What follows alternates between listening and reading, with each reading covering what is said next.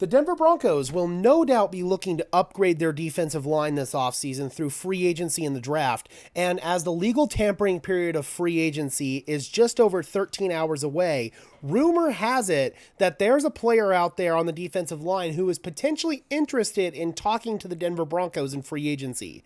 If we come over here and take a look at this tweet from Chris Thomason of the Denver Gazette, defensive tackle Sebastian Joseph-Day considered signing with the Broncos in 2022 before he joined the Los Angeles Chargers. Now a free agent, word is he would welcome the Broncos having interest in him.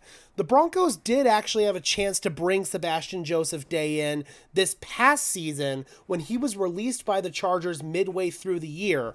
Ultimately, San Francisco ended up picking him up. I was lobbying for the Broncos to bring him in at that time because that's when the Broncos' run defense was having some significant problems. And I thought that Sebastian Joseph-Day could potentially come in and at least plug up some of those holes, no pun intended, because he literally is a big clogging defensive tackle. But I don't know, man. Sebastian Joseph-Day actually seems like a good fit for the Denver Broncos this coming cycle.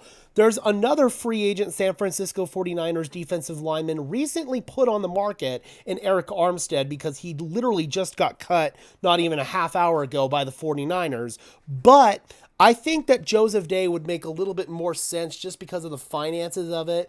Eric Armstead was cut by San Francisco because he didn't want to take a pay cut. They owed him $17.4 million last year, so I don't think that he makes a whole lot of sense. Sebastian Joseph-Day would cost significantly less than that. Let's come over here and take a look at his raw production last year, according to Pro Football Focus.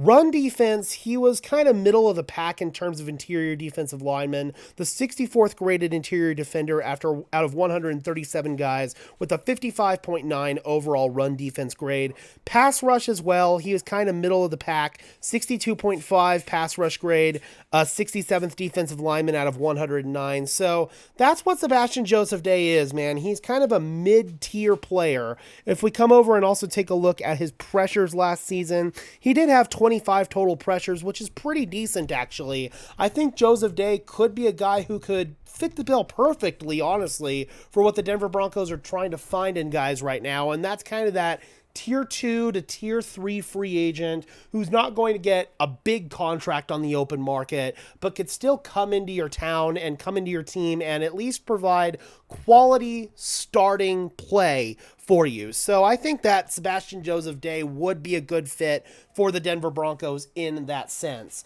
I strongly believe that the Broncos are going to be looking to rebuild their defensive line. The only guys that I really foresee returning are possibly Matt Henningsen because he's still under contract, Zach Allen obviously, and then potentially Mike Purcell. We still have to get a deal done with him, but I think that the Broncos are going to be adding several players to that unit this offseason. Sebastian Joseph-Day could make sense. So keep an eye out for Sebastian Joseph-Day to potentially be signed by the Denver Broncos as the legal tampering period for free agency opens tomorrow, March 11th at 10 a.m. Mountain Time. So please be sure to subscribe to the channel and turn on your notifications by hitting the bell next to the subscribe button. That will ping your phone with a notification every single time that we upload a video and every single time the Broncos make a signing.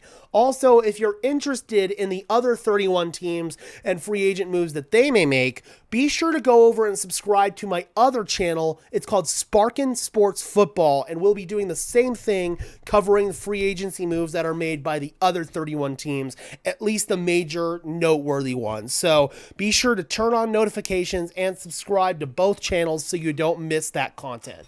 All right, Broncos country, be sure to leave a like on this video as well as subscribe and ring the bell. And until next time, guys, I am your host, Gage Madrid, saying peace out.